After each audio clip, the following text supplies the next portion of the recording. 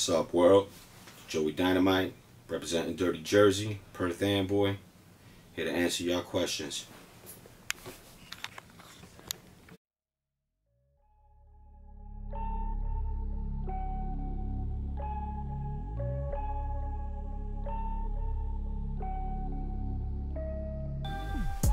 Peace. Alright, well, Joey Dynamite's background. Well, I'm Puerto Rican, born in Brooklyn, New York, East New York, raised in Jersey. I moved over here to the Perth Amboy area probably around the time that I was 9 or 10 years old. Yeah, probably 8, 9, 10. And from there, just grew up in these streets out here, getting into hip hop, you know, living my adulthood in the Woodbridge area, lived in Miami, traveled the damn world all the way from fucking Europe and back. So I'm well cultured as far as background goes. And yeah, that's pretty much it, man. My work, my talent is this hip hop shit. And what I aim to do is just to keep the culture pure. What I do is try to give people uncut, raw, true school hip hop, boom bap, heavy sampled bass beats, rough mixes that are still clean but still heavy bass shit, so that when you put it into your system, it's gonna knock. You know, I definitely come from that early era of the mid '80s to mid '90s. That was where I I pretty much got stuck in, and my music to this day still reflects that era. I haven't changed from it, even through every phase that hip hop has gone through. I made sure that every single album I progressed as an artist. I could look back at my old music and say that I'm, much better now than I am, when I released my first album. But the base of it has always been break beats, filtered bass lines, heavy beefy loops that I could easily get sued for if I get caught using some of these things. Yeah. As far as lyrics go, I always make sure that I could write something that relates to other people. I don't stay stuck in my own zone, although I do. I consider that headphone music, but I try to make sure that my punchlines, that my topics that I talk about are something that the average person, not the average rapper, could sit back and relate to. That's basically what I aim to do with my music. Does your work comment on current social or political issues? As of recently, yes. In the past, not so much. I would say on my first album and previous stuff that I dropped prior to doing the first album, definitely not. I was definitely on some straight, just no topic, showing out kind of lyrics and shit. I wasn't getting social. I think that happened more as I got older. By the time I got to my second album, I felt I guess comfortable enough with myself as an artist that I could start talking about this shit, because I didn't want to start speaking about certain topics or touching on certain topics and not knowing exactly what the hell I'm saying. I think a lot of people do that. They don't look into the stuff that they believe. They go off of just word of mouth because it sounds good. Like me, I'm not for any president, and I have no fucking problem saying that shit. I was never for any president since fucking Bush and shit, because really since up until Clinton, I had faith in our government and everything like that. But I would say from my second album and everything that I released after that, there has been something that I'm talking about that has to do with political shit. And I would say one of the most recent things that I'm tapping into is just what has been going on in Puerto Rico with the current state of how it is over there, and there's still to this day people, it's got better, as far as people getting electricity and water running, but it's Some areas, a lot of things hasn't changed. There's still blue tarps all over, you know, fucking roofs and shit, because it rains all the damn time and it's ripping up whatever they're trying to build over there now. It's wild. It's wild. So yeah. Now, as I'm getting older, I am talking. I'm being a little bit more social and political with the music that I'm doing. I'm influenced by a lot of things, man. You know, like a whole bunch of shit. You know, I'm influenced by art, like visual, graphic art, and I'm inspired by you know, the music that I do, hip hop, and other artists, other up and coming artists. But I'm also, you know, I'm a record to the collector as well. I got all this artwork and shit covering most of it because I'm in the process of moving and organizing things. So I listen to a broad range of music, everything from jazz to funk to old Spanish music to I'm a big fan of the 60s and 70s soundtracks. I go crazy for those. You know? So if there's anybody out there that has something that wants to trade or sell, holla at your boy. I'll give all my social media information. I answer all my messages. But yeah. I'm into everything. I listen to everything. You know, I was listening to Third Eye Blind earlier. You know, so it really doesn't matter, man. You know. But as far I'm gonna just stick to hip hop. You know, like as far as that goes. You know, as far as hip hop, who influences me, old. I'm still a huge fan of Black Thought, and he's remained current from ever since back in the day. Another one that his style hasn't changed. I, as an artist, admire people like him, looked up to him, people like him. I'm a big fan of Cool G Rap. He's actually my favorite MC. Redman, I can't leave him out. Just, you know, besides him being based off Jersey, he gets it by default. You know, but one of the best lyricists ever, hands down. He'll smash anybody, man, in my opinion. You know, those three. Nas, I'm a big fan of Nas. You know, I could go on and on and on. I was a big fan of Tribe. I'm a fan of you know, hip hop, true school hip hop, what kids call old now. Yeah. But you know, I don't mind it. I really don't care. You know, because it's growing. And when I was young, I used to hate on the older people. And you know, when they were into the '80s hip hop, and they didn't like the kind of shit that I was, you know, doing and listening to at the time. But now I get it. Now that I'm older, I like that. You know, I like real early '80s stuff. I could deal with it now, you know. But I am from late '80s, mid '90s, late '90s. That's my shit. So if you know, there's a lot of artists, a lot of albums that came out from that era that influenced me, and still do. And I still put these albums on. I go on YouTube and I got a playlist. I save these albums. I put them on, listen to them with ads and everything on them. I still listen to my old albums. But as far as new stuff, there's a lot of artists out there now. A lot of artists. A lot of people are mistaken to say that that you know, there's nothing new out there or that isn't good. So yeah, there is. There's a whole lot of new up and coming artists out there that are smashing shit. And you know, we're actually doing shows with them now. Me and my partner Sol Zales, we have a group called New Ricans, and we've been promoting that heavy. You can check us out. And leave all the handles for that as well at the end of this. But yes, I'm influenced by a lot of these new artists that I'm doing shows with. And I definitely advise people to start. You know, if they're worried about, you know, oh, I can't find good hip hop or anything like that. Come to Jersey. Come to New York. Come up here to the Northeast area and come see what's going on at the Lansing. You know, come see what's going on over here in Trenton. You know, we have a bunch of shows that are happening. You know, that are showing like who's out there. You know, and you will be able to find out who we are, get everybody's, you know, their social media information. We're all on iTunes and shit. It's all out there. YouTube, especially Bandcamp.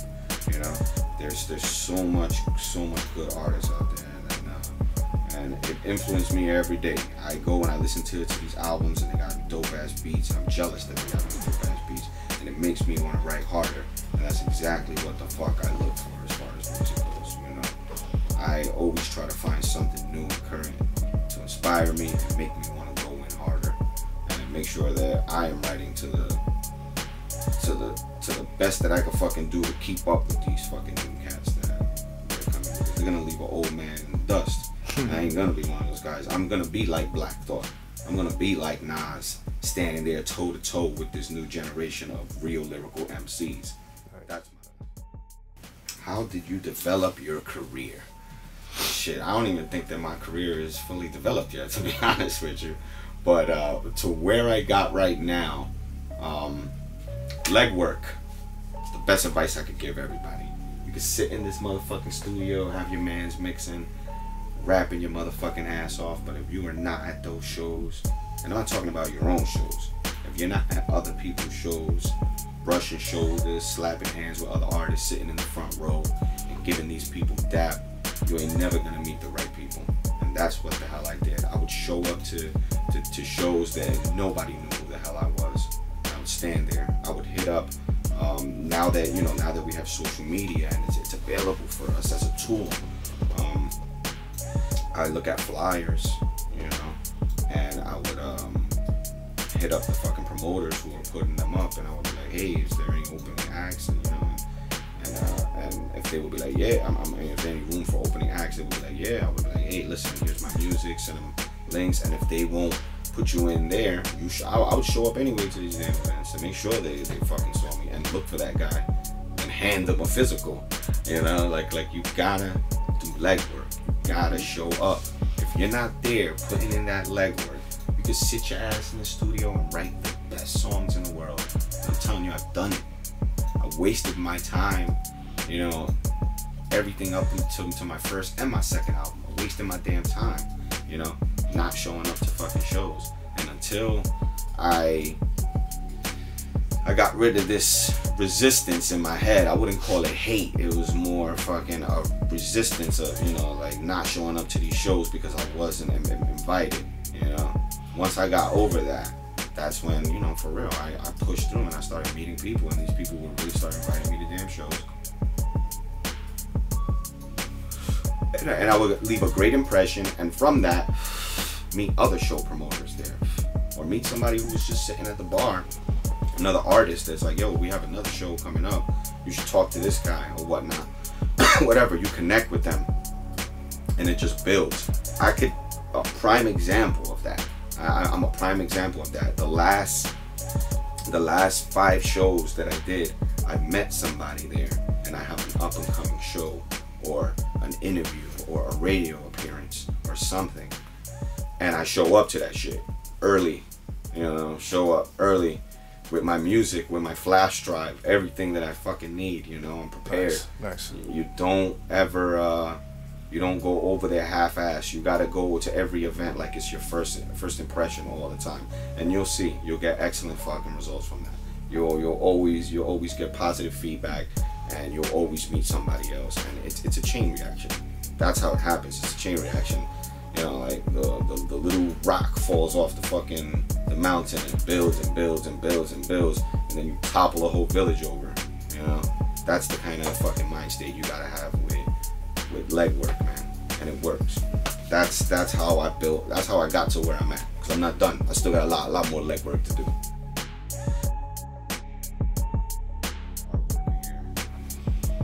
Probably I'm most proud of. There is. And it's definitely the most current music, the most current album that I dropped with my partner Soul Zales. This was, I think, one of the most developed albums that I ever did as an artist, and the most that I ever been developed as an artist to drop this album. Me and Soul was actually, while I was living out there in Miami, I pay attention to which friends and which associates that kept in touch with me the most while I was out there. And then when I came back, those are all the people that I'm close with now. You know, it was like almost like a test in my life, you know. And Soul, he wasn't even one of my close friends, bro. I'll tell you straight up. He was just, me and him just, we liked each other as artists. We hung out in the studio a lot. He saw that I was into his music. He was into mine. So, you know, we were always cool. But he always, while I was in Miami, out of the blue, I would get a text message from him like, yo, there's a show going on. You coming? Da-da-da-da. How you been? Da-da-da-da. What's going on with you? And I never forgot that. And when I touched down, when I moved back to Jersey and I let everybody know on social media, I was like, I'm back. He called me immediately that day and was like, what you doing, bro? You should come through to a spot. Let's build. Let's work on some music. I was like, yeah, absolutely. And at the time, I was like completely drained because I was like completely, you know, I was getting over a bad fucking relationship. I pretty much was, I don't want to say I was rock bottom, but I pretty much was, you know, like, but I bounced my ass back up and would show up over there. And upon showing up over there, me and him, we laid down the foundation to this, my most recent album that I put out with him without even knowing it. We laid down these 2 songs, and these 2 songs were just like fire, like fire. And we would come back and we would talk like we should. He was hitting me up like really like saying, yo, we should start a group together, you know, and like let's work on a brand and like build this brand and push it.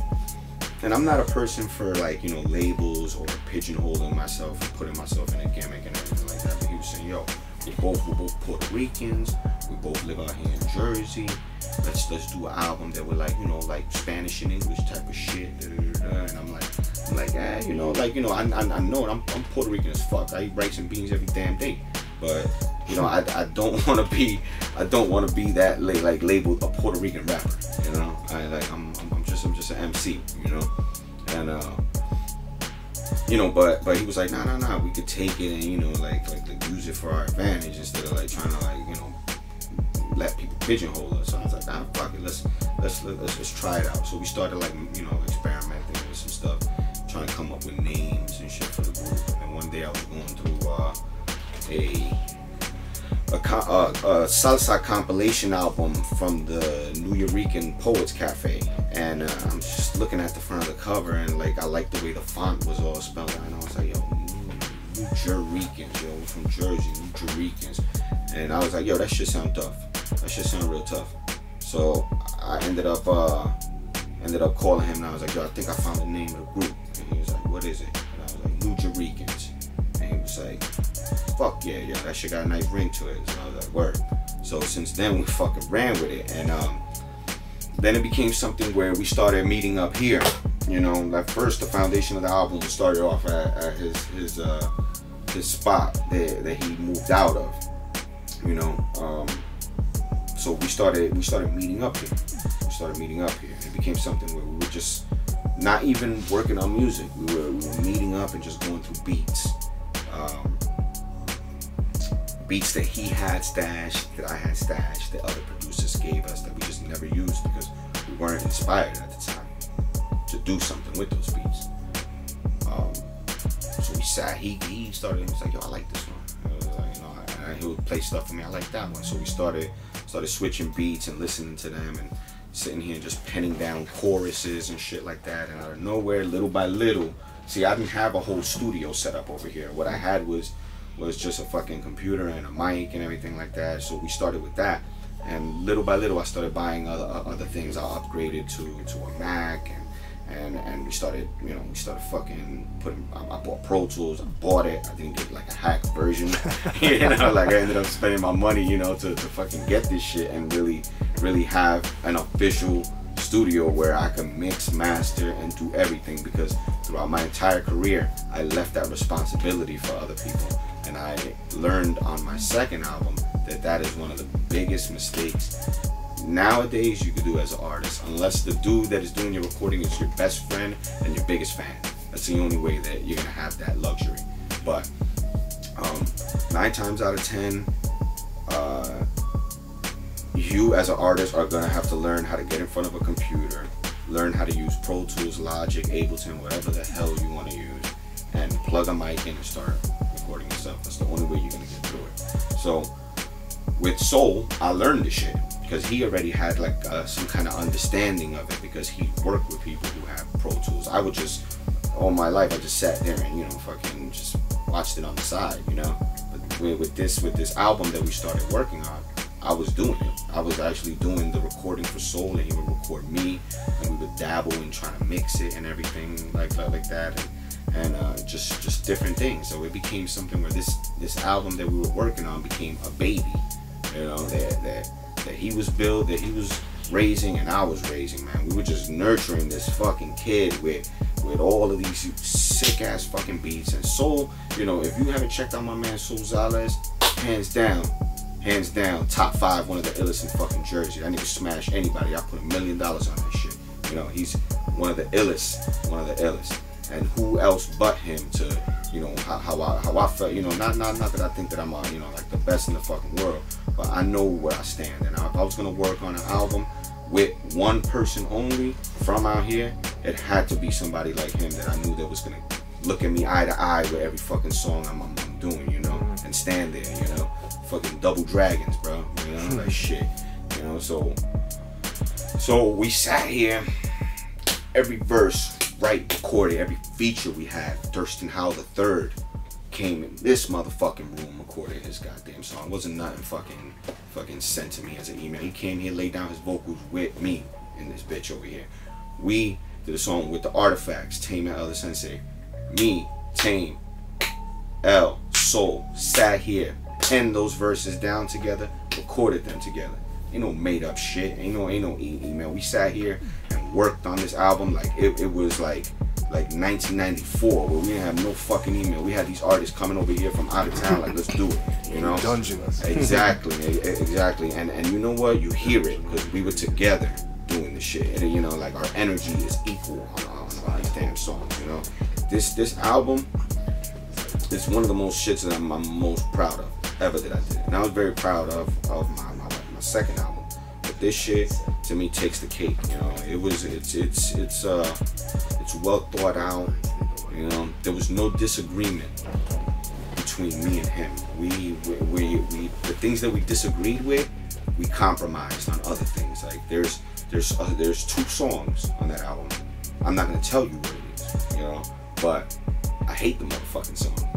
You know, like not so much the song, the beat. I can't stand it, you know. And I'll give you a hint, I produced it, you know. I can't stand it, but Soul loves it, and he loved it more than I did, so I gave him that. I was like, I'll give you that, we'll do this fucking song. And then there's one that he was on the brink of losing his mind, and he was like, no, it's not gonna be on the album, it's not gonna be on the album. But we compromised, and you know what?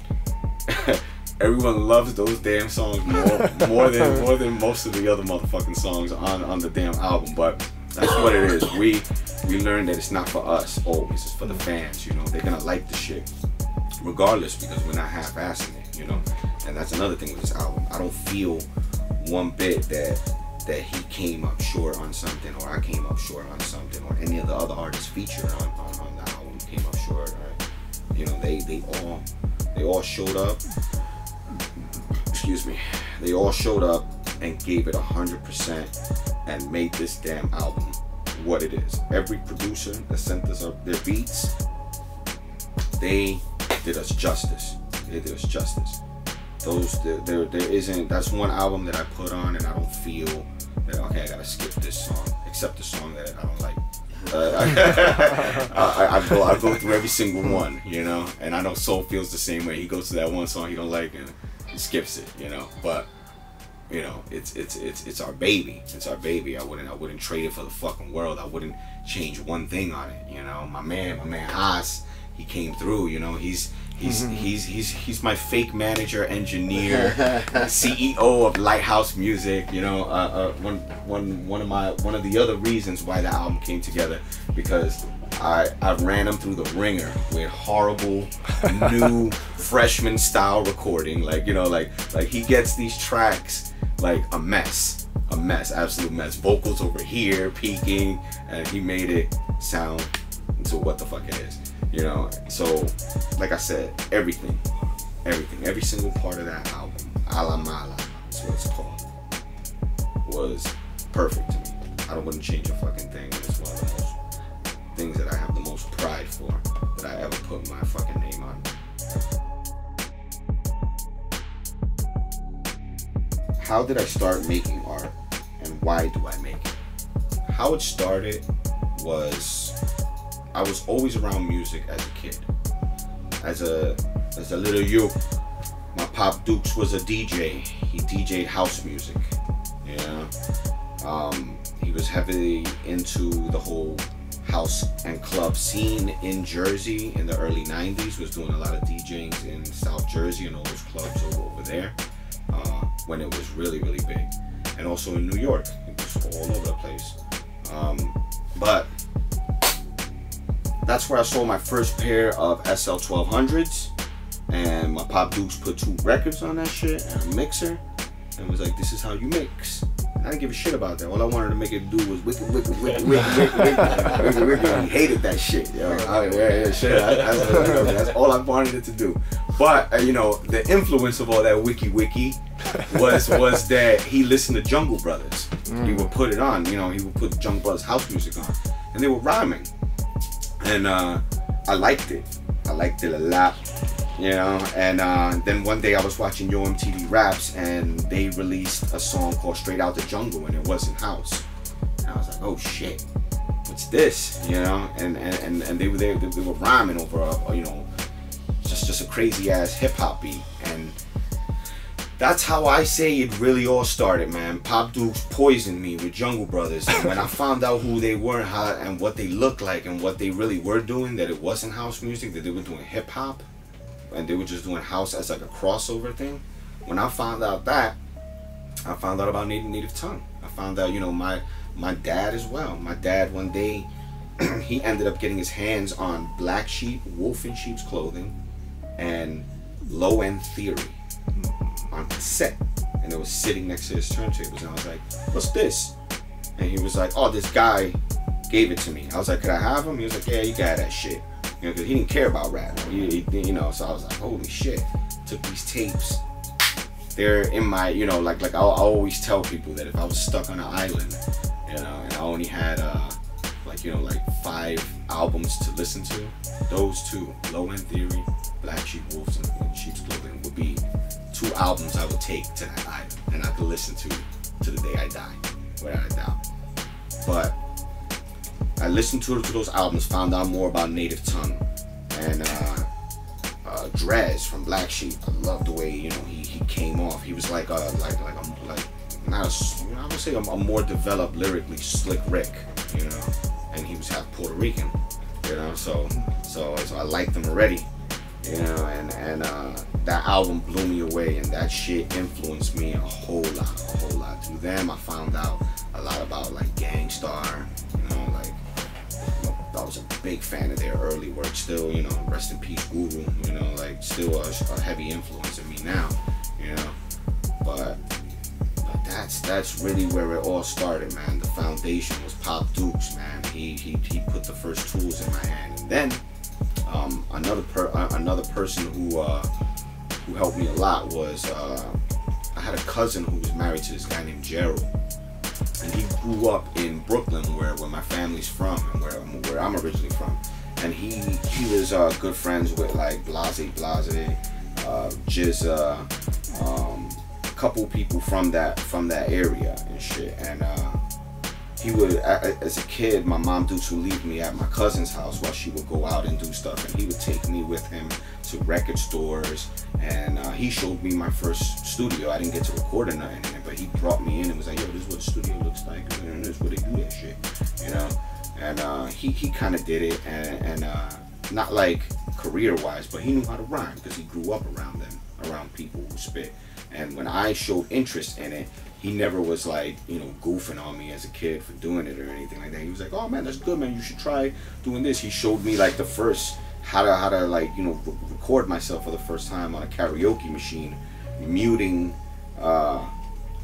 having this option on the karaoke machine where you can mute the vocals of it. You press the button, and it basically leaves the volume loud and sends the vocals to a different channel, whatever the case is. But you get like a filtered version of the beat, and he would be like, yeah, you put a blank tape here, hit record, and you go. And that's how I learned how to do my very first, you know, recordings for the very first time, and having like, you know, and then I found, he showed me what you know, instrumental mixtapes that were people used to put out. There was a group of DJs who used to put out these things called crate cookies back in the days. They used to sell with the neon paper typed on it and shit like that. And I would go to Amboy Mall, when quote unquote Amboy Mall at the time, and pick up these damn fucking Maxell tapes, 90 minutes front and back, with just instrumentals of underground cats. That also, you know, led me to see the credits of who these beats were, you know, coming from, and I found out a lot about underground hip hop and started getting fucking influence from these guys and listening to that and wanting to build myself more as an artist like that. But yeah, man, if it boils down to it, man, for real, it's Pop Dukes, man. Pop Dukes set it off, man. One love to Pop Dukes for planting that seed of hip hop without even knowing it. Peace, this is Joey Dynamite, and this is the day in the life as an artist. Your vice, I got a price. Puerto Rican with a knife, poke holes and take your life. Cold as ice, one of a kind, prototype of that other shit. So suffice to say, there's no one alike who could come up with this. Where's the love? For you to play me isn't the way I'm functioning. You up in shit's creek without a paddle when I sunk the ship. Come equipped, cause when I pop the trunk, niggas stop and duck. Line them up like potlucks and serve them until they got enough. My stock is up, I took the risk, you niggas doubt too much. Focused on all the downs and ups when really you should count your ducks. No crowd is too tough to astound, I pound them into dust. Round them up by the gross, I hold it down so you have to adjust. You cowards be frontin' with a stomach full of butterflies. My cunning rhymes are cutting slice through suckers for thinking otherwise. Undermining me and soul is something you couldn't justify. You accident prone, that's something insurance isn't covered by. Fuck that, you only heard half.